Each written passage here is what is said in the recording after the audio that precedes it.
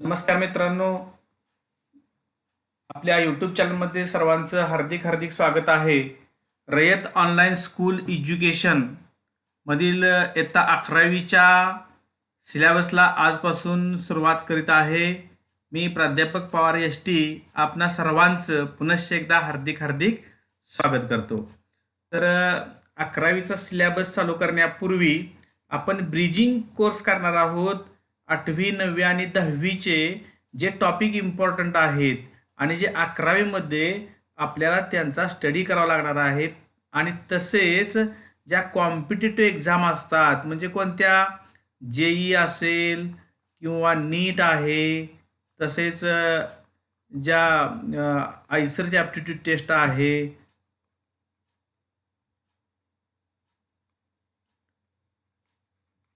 आता आयसरचा long form वगैरे सर्व आपल्याला माहीत झाला असेल किंवा माहीत नसेल तर आपण त्याचे वेगळे सेशन पाहणार आहोत. KVPY नावाची जी एक योजना आहे स्कॉलरशिपची, किशोर वैज्ञानिक प्रोत्साहन योजना, यासाठी सुद्धा हे सर्व टॉपिक आपल्याला लागणार आहेत. आणि ह्या ज्या परीक्षा आहेत त्या कधी देता येतात, आता KVPYची जी एक्झाम आहे ते 11वीत असताना देता येते प्लस 12वीमध्ये देता येते. म्हणजे त्याच्यासाठी जो सिलेबस आहे तो 8वी 9वी 10वी पासून स्टार्ट होतो.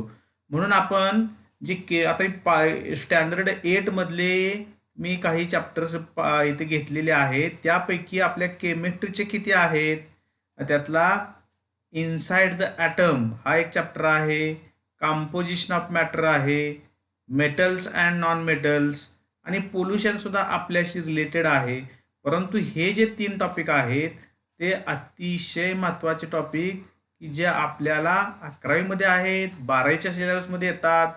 म्हणून आपण ब्रिजिंग करण्याचं ठरवलेलं आहे. आणि 8वीचा हे 3 टॉपिक प्लस आता आणखी एक खाली तुम्हाला केमिकल 13 नंबरचा दिसतो बा, chemical change and chemical bond. तर हा सुद्धा चॅप्टर आपल्याला व्यवस्थित 8वी मधला सगळा कन्सेप्ट माहीत असावा यासाठी आपण हे 4ही टॉपिक व्यवस्थितरित्या पाहणार आहोत. आता 11वीचा सिलेबस जर पाहिला आपण आणि ची तुलना केली 8वीच्या सिलेबसमधला, तर हा स्ट्रक्चर ऑफ ॲटम हा आपण चॅप्टर 11वीमध्ये स्टडी करतोय आणि त्याला पॅरलल हा आपला झालेला आहे इनसाइड द ॲटम. म्हणून हा आपण इथं ब्रिजिंग करणं का आवश्यक आहे ते आपल्या लक्षात येते. त्यानंतर केमिकल बॉन्डिंग आहे, तसाच हा chemical change and chemical bond 13 नंबरचा चॅप्टर आपल्याला दिसतोय, तो सुद्धा आपल्याला इथं आवश्यक आहे. म्हणून 8वी पासूनच जे कन्सेप्ट आहेत ते आपण इथं स्टडी करण्याचं ठरवलेलं आहे. त्यानंतर मॉडर्न पिरियोडिक टेबल हा एक दिसतोय chapter, elements of group first and group second आहेत. तशाच पद्धतीचा हा मेटल्स अँड नॉन मेटल्स हा चॅप्टर इथं आपल्याला आहे की ज्यामध्ये पिरियोडिक टेबलमध्ये मेटल्स नॉन मेटल्स हे सगळे आहेत, किंवा elements of first and second group त्यामध्ये मेटल्स आहेत, एलिमेंट्स ऑफ 13 14 15 ग्रुप त्यामध्ये नॉन मेटल्स मेटल्स यांचं कॉम्बिनेशन आहे. त्यानंतर कंपोजिशन ऑफ मॅटर हा जो चॅप्टर आहे त्याची सुद्धा लिंक आपल्याला कशाशी जोडलेली आहे, तर some basic concept of chemistry आणि स्टेट्स ऑफ मॅटर अशा 2 चॅप्टरची याची लिंक जोडलेली आहे. म्हणून हे सर्व चॅप्टर आपल्या दृष्टीने महत्त्वाचे आहेत. 8वीचे झाले, तसेच 9वीचे, तसेच 10वीचे सर्व टॉपिक जे केमिस्ट्रीशी रिलेटेड आहेत त्यांचा क्विक रिव्ह्यू आपण या 2 आठवड्यांमध्ये घेण्याचं ठरवलेलं आहे. त्या दृष्टिकोनातून तुम्ही 8वी 9वी 10वीची टेक्स्टबुक आपल्या सोबत असणं गरजेचं आहे आणि प्लस 11वीचं टेक्स्टबुक जे आता बाजारामध्ये उपलब्ध झालेलं आहे ते तुम्ही 11वीची फिजिक्स, केमिस्ट्री, मॅथ्स आणि बायोलॉजीची टेक्स्टबुक आपण खरेदी करायचे आहेत.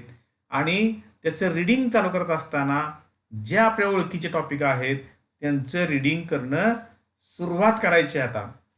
आणि त्या दृष्टिकोनातून हे आपल्याला मार्गदर्शन मी करतोय आता. तर इनसाइड द ॲटम याच्यामध्ये आपण काय पाहिलं होतं, तर त्याच्यामध्ये त्याच्या अगोदरच बघा कॅन यू रिकॉल असं म्हटलं. याचा अर्थ असा आहे की 8वीच्या अगोदर सुद्धा what is mean by matter, मॅटरचं आपल्याला कन्सेप्ट झालेला आहे. Matter is anything that occupies volume and have mass, की ज्याला मास असतं आणि ऑक्युपाइज व्हॉल्यूम. त्याला आपण काय म्हणतो, मॅटर म्हणतो. Anything which has a mass and that occupy volume, it is known as matter. What is an atom? Atom is the smallest particle of element. Element चा हा काय आहे, smallest particle, and it has identity of that atom. It retains the identity of that element. म्हणजे हा item काय करतो, त्या इलेमेंटची आयडेंटिटी रिटेन करतो. What is the smallest unit of matter? मॅटरचं स्मॉलेस्ट युनिट काय आहे, तर तो मॉलिक्यूल असू शकतो. आणि त्या दृष्टिकोनातून आपण एक टेबल इथं पाहणार आहोत की ज्याच्यामध्ये आपल्याला पहिलं जे कंपाऊंड दिलं, नेम ऑफ द सबस्टन्स दिलेलं आहे वॉटर, त्याचा फॉर्म्युला आपल्याला माहिती आहे वॉटरचा. In water 2 hydrogen atoms and 1 oxygen atom is there and having formula H2O. आता या H2O मध्ये it is an atom? No, it is not atom, it is a molecule. Why molecule? Molecule is formed from 2 or more atoms. Here 1 oxygen atom and 2 hydrogen atoms are combined together, and hence it is a not atom, it is a molecule. Single type of atoms in the molecule? No, different types of atoms in the molecule. Why? There is oxygen and also hydrogen. Hydrogen आहे, oxygen आहे, म्हणून एका टाईपचे आहेत का? नाही, तर हे 2 टाईपचे आहेत. आणि इलेमेंट आहे का? हा नाही, तर हा कंपाऊंड आहे. म्हणजे टाईप ऑफ मॅटर काय आहे? कंपाऊंड आहे. Matter, the type of matter is either element or compound. तर कंपाऊंड कशाला म्हणायचं? Compound is the smallest particle of molecule, असं हे मॉलिक्यूल आहे. देन दुसरा जो आहे तो ऑक्सिजन दिला बा. दुसरा ऑक्सिजन. ऑक्सिजनमध्ये हा फॉर्म्युला काय आहे? O2 फॉर्म्युला आहे, because it is a diatomic molecule. हा कसला आहे? Diatomic. Di means 2 atoms combine together and form molecule. Is it atom? No, it is a molecule. and it is a single type of atoms in the molecule. both are oxygen. O bond आहे आणि म्हणून दोघं काय आहेत? Same आहेत. Different आहेत का? नाही. आणि हे इलिमेंट आहे का? Yes, it is element, but it exist in as a diatomic, म्हणून याला इलिमेंट म्हटले. कंपाऊंड म्हटले. कंपाऊंड कधी म्हणायचं? It is a combination of 2 or more atoms. For example H2O आहे, CO2 आहे. CO2 मध्ये काय आहे? CO2 कंपाऊंड म्हणणार आपण त्याला, because in case of CO2 there is a carbon and oxygen. आता हायड्रोजनचं आपल्याला करायचं. आता एकच आपण करूया, हायड्रोजन आणि NH3 करूया. Hydrogen, is it a atom? Yes, it is an atom. No, it is not an atom, because it is a molecule. Why it is a molecule? It is a diatomic, म्हणून येतं याला मॉलिक्यूलमध्ये येणार. आणि single type कसा आहे? Yes, it is single type. Hydrogen, hydrogen, single type of atoms. Different types of atoms in the molecule? No. आणि element आहे का? Yes, it is a element. अमोनियाच्या बाबतीमध्ये काय आहे? It is an atom? No, it is also molecule. आणि याच्यामध्ये single टाईपचे आहेत का? नाही. 1 नायट्रोजन आहे आणि 3 हायड्रोजन आहेत. असा हा मॉलिक्यूल आहे की त्याच्यामध्ये हायड्रोजन आणि नायट्रोजन आहेत. म्हणून हा इलेमेंट आहे का? नाही, तर हे कंपाऊंड आहे.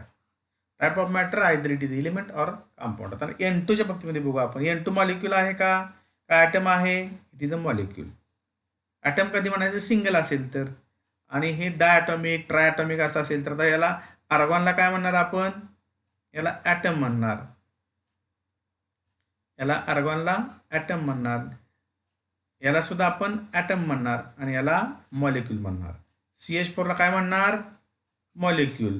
आणि हा सगळा चार्ट तुम्हाला माहीत असणं गरजेचं आहे. तुम्ही कंप्लीट करायचा आहे. कसा कंप्लीट करायचा त्याचा मी आता रेफरन्स दिलेला आहे. You have to complete this chart. तुमच्यासाठी हा होमवर्क आहे. त्यानंतर आता जी डिफरंट मॉडेल्स पाहिजेत आपल्याला. डाल्टन्स ॲटॉमिक मॉडेल आहे, रदरफोर्ड्स ॲटॉमिक मॉडेल आणि बोहर्स ॲटॉमिक मॉडेल, अशी 3 ॲटॉमिक मॉडेल ऑलरेडी तुम्ही स्टडी केलेली आहेत. तीच मॉडेल आपल्याला 11वीमध्ये पुन्हा एकदा स्टडी करायची आहेत, परंतु आणखी जरा डीपमध्ये बघायचे. परंतु डीपमध्ये बघण्यापूर्वी अगोदर थोडीशी माहिती असणं गरजेचं आहे. म्हणून आपण quick revision Dalton's atomic theory आहे त्याचं बघणार आहे. त्याच्यामध्ये काय British scientist John Dalton put forth in 1803 his celebrated atomic theory. आता त्याच्यानुसार काय आहे, according to this theory matter is made up of atoms. मॅटर कशाने बनलेलं आहे, ॲटमनं बनलेला आहे. And atoms are indivisible and indestructible. हे सर्वात महत्वाचं आहे. इनडिव्हिजिबल, ॲटमचं परत डिव्हिजन करता येते का, नाही. अँड इनडिस्ट्रक्टिबल, त्याचं डिस्ट्रक्शन होत नाही, म्हणजे ते नष्ट करता येत नाही, त्याला डिवाइड करता येत नाही. All atoms of element are alike, म्हणजेच काय, सगळे सारखे असतात. ॲटम्स ऑफ इलेमेंट, एकाच इलेमेंटचे सगळे ॲटम सारखे असतात. म्हणजे इलेमेंट आपण जर हायड्रोजन कन्सिडर केला तर हायड्रोजनचे जे ॲटम्स असतील ते सारखे असतात. म्हणजे कसे सारखे असतात, दे हॅव सेम मास, त्यांचं मास सारखं असतं, त्यांची साईज सेम असते. आणि आणखी while different element have different atom with different मास.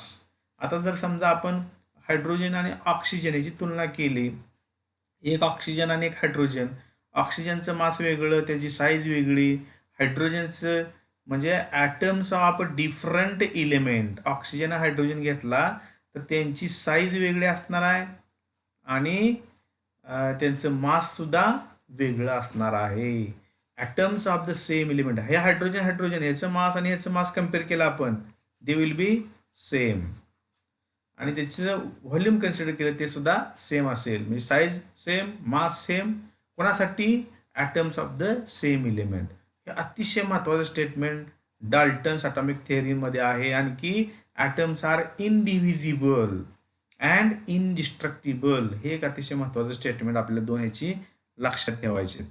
आणि आता पुढचा आणखी एक सायंटिस्ट आहे J Thomson, and who discovered negatively charged particles inside an atom and have a mass 1800 times less than a hydrogen atom. Hydrogen atom पेक्षा सुद्धा कमी mass असणारे, very very negligible mass, negatively charged particles, these are sub atomic particles. आता आपण म्हटलं की ॲटमला divide करता येत नाही, atom are indivisible, but atom can be divided. J Thomson proved that there are sub atomic particles. Sub atomic particles त्याच्यामध्ये आहेत, म्हणजे त्याचं डिव्हाइड करता येतं त्याला त्याच्या सब ॲटॉमिक पार्टिकलमध्ये. म्हणजे कोण कोण आहेत सब ॲटॉमिक पार्टिकल, तर प्रोटॉन, न्यूट्रॉन आणि इलेक्ट्रॉन. तर जे थॉम्सननं काय केलं, इलेक्ट्रॉनचा शोध लावलेला आहे. आणि निगेटिव्ह चार्ज स्पेसिसला त्यांना काय नाव दिलेलं आहे, इलेक्ट्रॉन. आणि जो प्रोटॉनचं जे शोध लावला तर गोल्डस्टेन या सायंटिस्टने लावला. आणि न्यूट्रॉनचा शोध लावला तो चॅडविक. असं आपलं सायंटिस्ट आपल्याला नेम लक्षात ठेवायचे आहे. Chadwick discovered neutron, Goldstein discovered proton, and J Thomson discovered electron. These are the sub atomic particles. आणि थॉम्सनने आणखी काय केलं, Thomson put forth a model of an atom. ॲटमचं एक मॉडेल त्याने प्रपोज केलं आणि त्या मॉडेलला म्हटलेलं आहे plum pudding model of atom. Thomson's plum pudding model of atoms and it looks like वॉटरमेलॉन.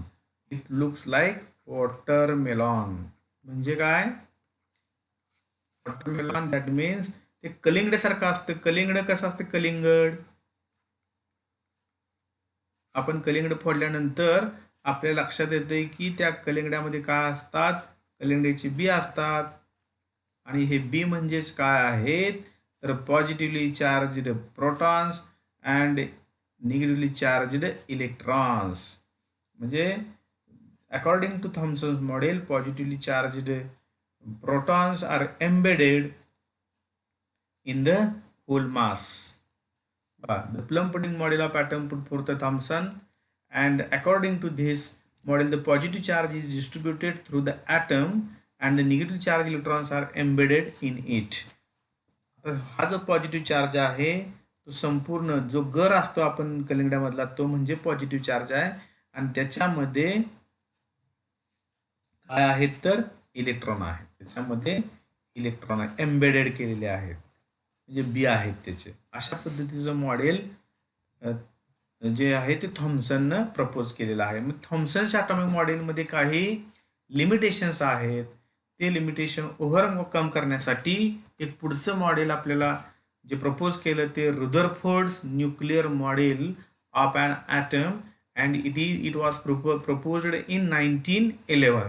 तर तुम्ही एक अल्फा पार्टिकल स्कॅटरिंग एक्सपेरिमेंट पाहिलेला आहे की ज्याच्यामध्ये काय घेतलं रुदरफोर्डनं, ही गोल्ड फॉईल घेतली आणि ह्या गोल्ड फॉईलवरती अल्फा पार्टिकलचं बंबार्डमेंट केलं आणि alpha particle it is a helium nucleus, helium atomic number 2 आणि ॲटॉमिक मास 4. असा हा पॉझिटिव्हली चार्जड हेलियमचा न्यूक्लियस असतो की त्याचं बंबार्डिंग केलं आणि हा जो अल्फा पार्टिकल इमिटर आहे तो युरेनियम घेतलेला आहे,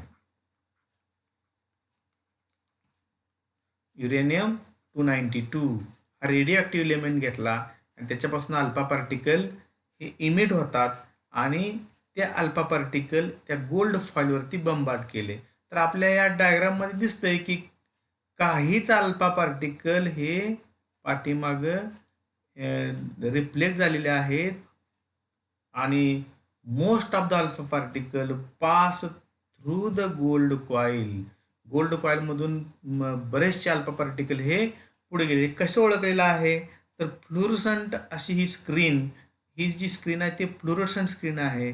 ज्यावेळेस अल्फा पार्टिकल इथे स्ट्राईक करतील त्यावेळेस ते चकाकी देतात, स्क्रीनला वरती फ्लुरोसन्स देतात. अशा पद्धतीचा एक्सपेरिमेंट रुदरफोर्डनं पुढे मांडलेला आहे. म्हणजे त्याने काय केलं की अल्फा पार्टिकल बंबार्ड केले आणि काय एक्सपेक्ट होतं की alpha particle, what was expected, the alpha particle must be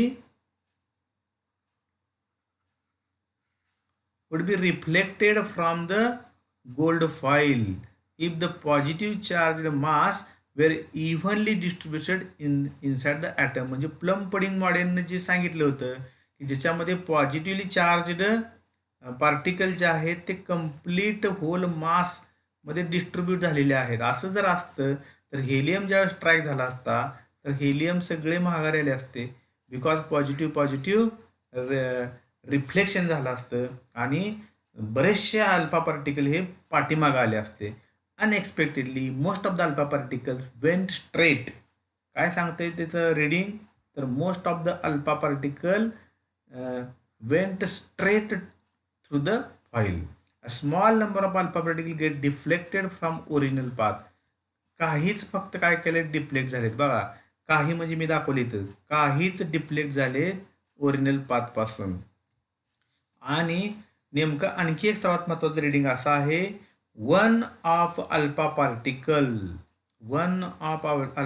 out of 20,000, 20,000पैकी एक अल्फा पार्टिकल पाठीमाघारी आलेला आहे. त्या ज्या दिशेने गेला त्याच दिशेने माघारी आलेला आहे. म्हणजे ओरिजिनल पाथच्या अपोजिट डिरेक्शननं तो परत आलेला आहे. म्हणजे याचा अर्थ असा आहे की पॉझिटिव्हली चार्ज जो भाग आहे ॲटममध्ये तो सेंटरमध्ये कुठेतरी आहे असं रुदरफोर्डच्या कन्क्लुजन आपल्याला पाहायचे आहेत 11वीच्या सिलेबसमध्ये.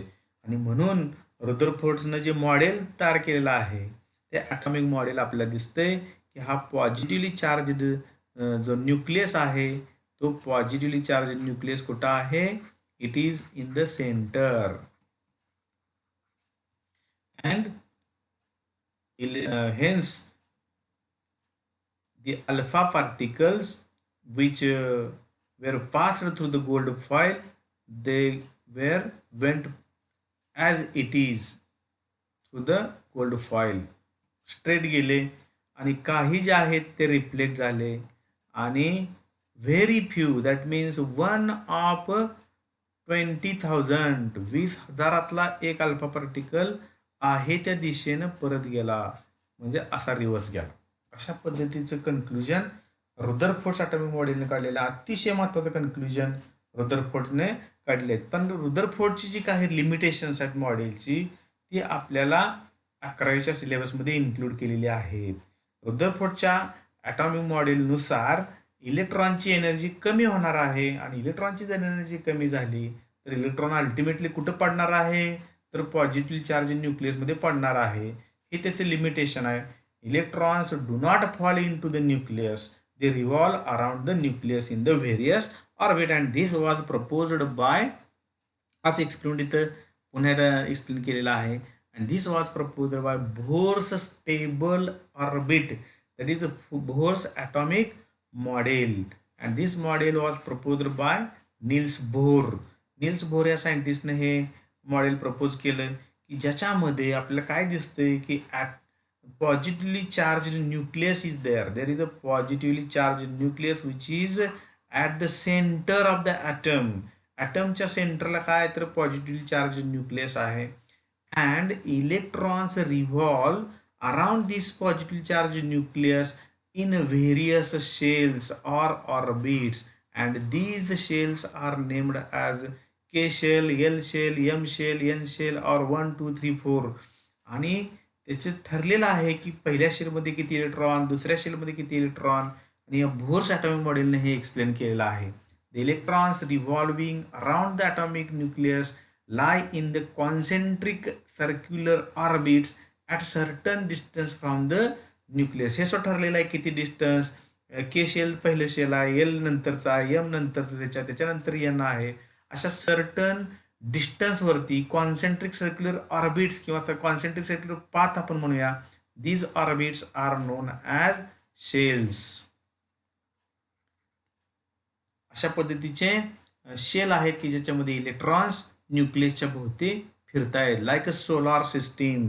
जशी सोलार सिस्टीम आहे तशा पद्धतीनं सोलार सिस्टीम मध्ये काय आहे, तशाच पद्धतीनं हे एक ॲटमचं मॉडेल आहे. सोलार सिस्टीम मध्ये जे वेगवेगळे ग्रह आहेत की सूर्याभोवती फिरतात वेगवेगळ्या कक्षेमध्ये, तसंच न्यूक्लियसच्या भोवती इलेक्ट्रॉन डिफरंट शेलमध्ये रिव्हॉल्व होत असतात. Energy of an electron is constant while it is in a particular orbit. आता के पाथमध्ये ज्यावेळेस असते, के शेलमध्ये ज्यावेळेस इलेक्ट्रॉन असतो त्यावेळेस त्याची एनर्जी कॉन्स्टंट असते. के मधून तो एल मध्ये जंप करू शकतो किंवा एल मधून के मध्ये जंप करू शकतो. जोपर्यंत तो जंप करत नाही तोपर्यंत त्याची एनर्जी ही कॉन्स्टंट असते. When an electron jump from an inner orbit to an outer orbit, it absorbs energy equal to the difference of its energy level. म्हणजे के मधून एल मध्ये जायचं असेल तर ऍब्सॉर्ब करतो आणि एल मधून के मध्ये जायचं असेल तर रिलीज करतो एनर्जी. अशा पद्धतीने absorption of energy and release of energy also takes place, और emission of energy and absorption of energy takes place. The distribution of electrons. आता बोर्स ॲटॉमिक मॉडेलने काय केलं, as per Bohr's atomic model electrons revolve in stable shells. These shells have different energy. त्यांची energy ठरलेली आहे. आणि the shell nearest to the nucleus is called first shell. आपण जे आता डायग्राम पाहिली त्याच्यामध्ये जे न्यूक्लियसच्या भोवती जे पहिलं शेल आहे हे न्यूक्लियस आहे. न्यूक्लियसच्या भोवती जे पहिलं शेल आहे, this is a circular path. It is known as first shell and the next shell is called the second shell. त्याच्या बाहेरचं जे होतं के नंतर एल शेल किंवा त्याला 2 नंबरचं म्हणून आपण, हा 1 नंबरचा आहे आणि हे 2 नंबरचं शेल आहे.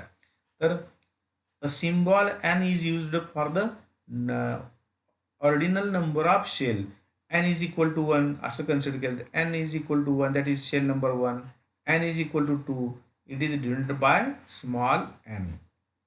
And the number of electrons in each shell is given by the formula 2n².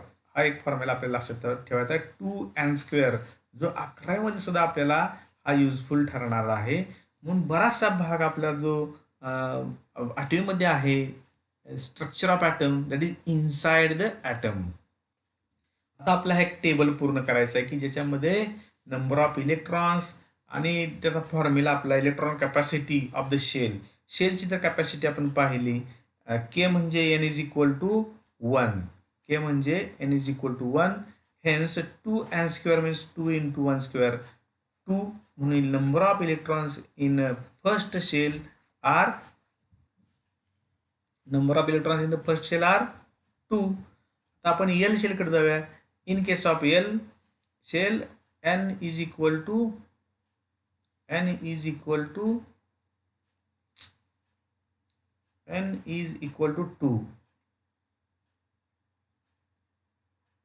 n is equal to 2 into 2 raised to 2, that is 8.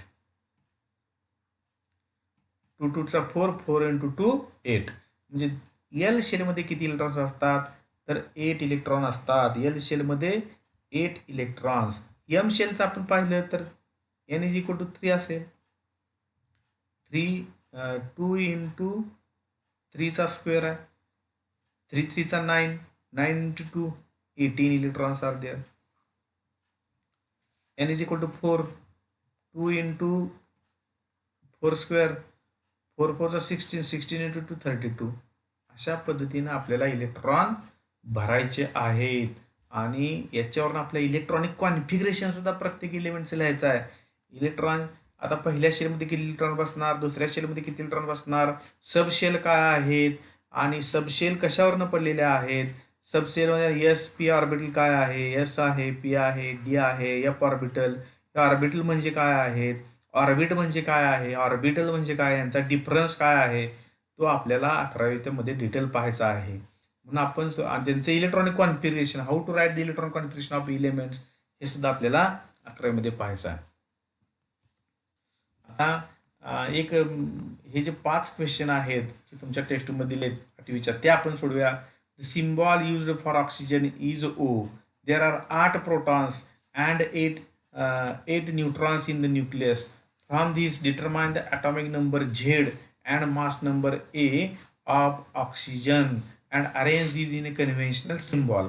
आता आपल्याला माहित आहे की 8 प्रोटॉन्स आणि 8 न्यूट्रॉन्स आहेत. म्हणजे आपण जर सिम्बॉल ऑक्सिजनचं जर ऑक्सिजनचं सिम्बॉल जे आहे ते ऑक्सिजनचं सिम्बॉल O न दाखवतो आपण. आणि जर ॲटॉमिक नंबर त्याचा 8 असेल तर ते आपण खाली दाखवतो. आणि मास जे आहे ते मास प्रोटॉन प्लस न्यूट्रॉन असं मास असतं. हेन्स 18 + 18 8 + 8 असं 16. 8 + 8 16. म्हणजे आपला हा पहिला क्वेश्चन संपला. Atomic number of carbon is 6. How many electrons are there in carbon atom. जेवढा ॲटॉमिक नंबर तेवढेच त्याचे इलेक्ट्रॉन्स असतात. 6 electrons are present in carbon because it's atomic number is 6. जेवढा ॲटॉमिक नंबर तेवढेच इलेक्ट्रॉन असतात आणि तेवढेच प्रोटॉन असतात. जेवढे इलेक्ट्रॉन तेवढे प्रोटॉन. म्हणून ॲटम कसा असतो तर ॲटम हा न्यूट्रल असतो. Atom is neutral because the number of protons in an atom is equal to number of electrons. आता तिसरा प्रश्न आहे की a sodium atom contains 11 electrons.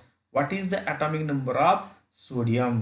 आता ॲटॉमिक नंबर जेवढा आहे सोडियम ॲटम कंटेन्स 11 इलेक्ट्रॉन्स. जेवढा इलेक्ट्रॉन्स तेवढाच त्याचा ॲटॉमिक नंबर असतो. Hence atomic number of sodium is 11 and it is denoted as like दिस. आता याच्यावरून आपल्याला असं लक्षात ठेवायचं आहे की याच्यामध्ये न्यूट्रॉन्स किती आहेत ते सुद्धा आपल्याला काढता आलं पाहिजे.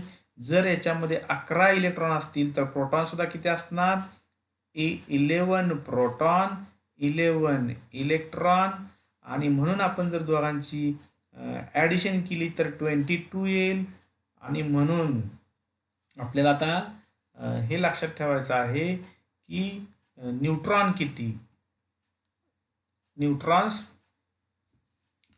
तर याच्यामध्ये 12 न्यूट्रॉन्स आहेत हे लक्षात ठेवायचं. कारण ही जे आहे ते 23 it is the sum of atomic number that is number of electrons and number of protons and number of neutrons अशी बेरीज असते. म्हणजे 11 प्रोटॉन आहेत आणि आपल्याला पाहिजे काय तर 23 कसे येणार आहे 11 proton plus 12 neutron. And hence atomic mass is considered as mass of neutron and mass of proton. Electrons, the mass of electrons is negligible. आत्ताच आपण पाहिलं की किती कमी मास आहे ते आपण पाहिलं होतं की electron it is having negligible mass and the whole mass is considered as the mass of neutron and proton. The atomic number and mass number of magnesium are 12 and 24 respectively. How will you show this by the convention symbol? आता मॅग्नेशियमचा symbol आपल्याला माहित आहे Mg आणि त्याचा atomic number आपण खाली टाकायचा आणि मास त्याचं डोक्यावरती टाकायचं. अशा पद्धतीने हे आपल्याला दाखवायचं आहे. ही जी आपल्याला पद्धत झालेली आहे ती आपल्याला युजफुल आता पुढे करायची आहे. The atomic number and mass number of calcium are 20 and 40 reduce the number of neutron present in the calcium. आता याचा आन्सर लिहित असताना आपल्याला काय करायचं आहे, तर याचा आन्सर लिहित असताना कॅल्शियम त्याचा सिम्बॉल आपण Ca2040 माहीत आहे आपल्याला की हे काय आहे तर नंबर ऑफ प्रोटॉन्स आहेत. Protons is equal to 20 and mass is equal to 40 आणि आपल्याला प्रोटॉन माहीत झाले, मास माहीत झालं. Mass is equal to proton plus neutron. Mass 40 आहे, प्रोटॉन 20 आहे आणि न्यूट्रॉन आपल्याला काढायचे आहेत. तर न्यूट्रॉन इज इक्वल टू ह्या इक्वेशनमध्ये आपल्याला काय मिळतील 20. अशा पद्धतीने आपलं तोंडी कॅल्क्युलेशन आहे ते आपण करू शकतो. अशा पद्धतीने आपण आज डिफरंट ॲटॉमिक मॉडेल्स की जे 11वीमध्ये आपल्याला लागणार आहेत पण 8वीमध्ये स्टडी केली तर आपण ती पाहिली. त्याच्या पुढे एक्सटेन्शन त्याचं काय आहे ते आपण नंतर पाहणार आहोत. थँक्यू.